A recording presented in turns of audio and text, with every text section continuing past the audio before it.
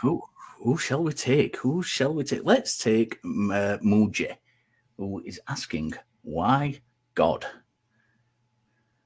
Sorry. Muji, are you there? Hello. Hello.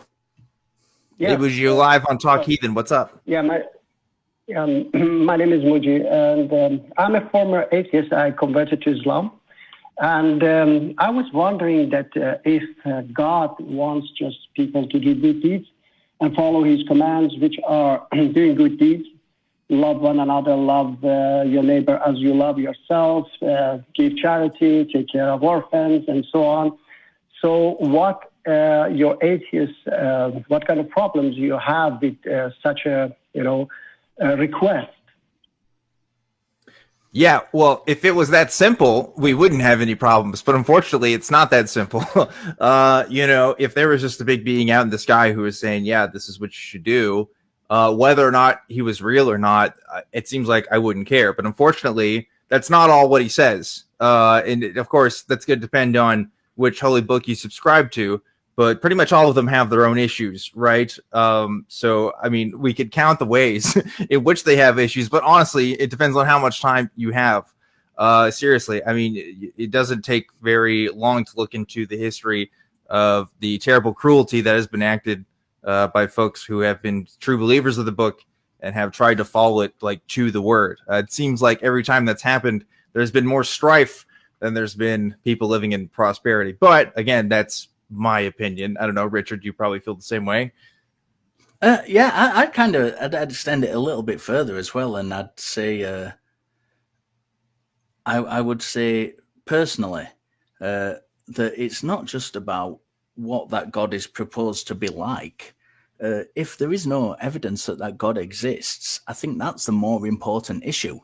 Why should we, even if it's proposed to be the most perfect, the most giving, the kindest being there is, if there's no reason to believe it actually exists in reality, why should we believe it exists? And we can kind of think about what a fictional character or a god with no evidence is like all day long, and say yes, that's wonderful attributes to hold. But if it doesn't exist and there's no good reason to think it exists, then it's kind of a moot point. Can I say something now? I'm a Muslim, okay? I converted to Islam. But when I read some of teachings of Buddha, I don't believe that Buddha was God or he was the prophet of God, whatever. When I read some of his teachings and I see they are nice, so I say, okay, they are nice, and I follow them.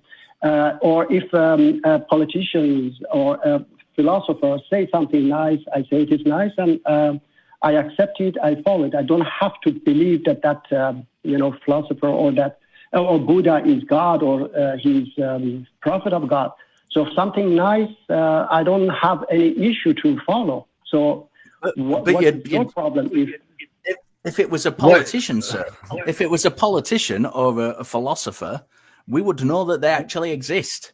And that is kind of the point I was trying to make. But even beyond that, though, Richard, even beyond that, okay, look, you're a Muslim. What does Islam teach you to treat non-Muslims, right? What is the result of me being a non-Muslim, Richard being a non-Muslim?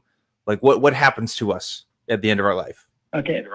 All right. Let me read for you chapter 60, verse